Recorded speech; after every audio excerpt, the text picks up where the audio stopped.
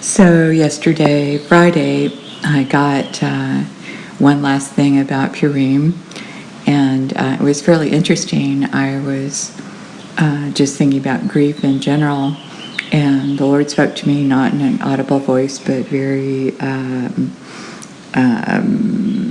perceptibly, just with every inch of my being. And He said, I was acquainted with grief.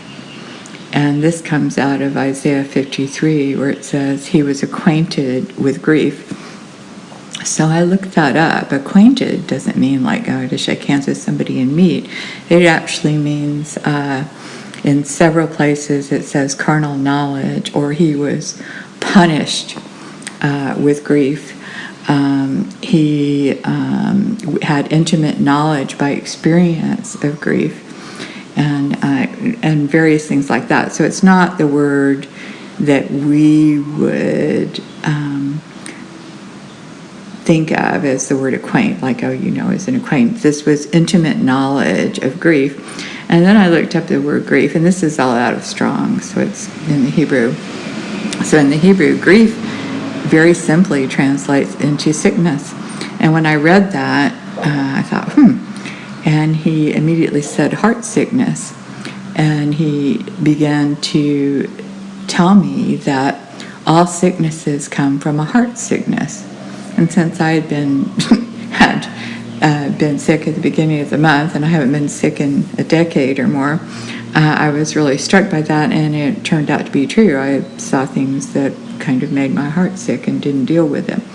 Anyway, in the very next verse, so he is acquainted, he is intimate with things that cause our heart to be sick. And if we don't deal with them with him, we actually get sick.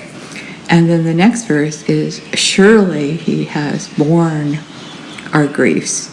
And this one I have looked at many times, because that word has borne in Hebrew, I just love it. It's NASA, N-A-S-A, which simply means to lift up and carry away. And I thought, God, you had a Jewish person in there, or either you have you have your ways of getting things named the proper name. But I've always thought that was really cute.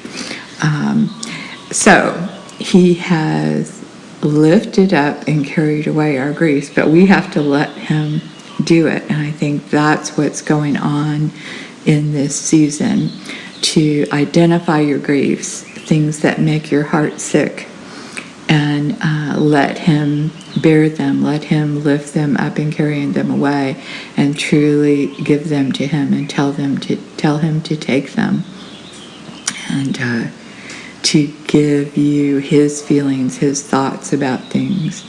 And I think you will see a profound difference.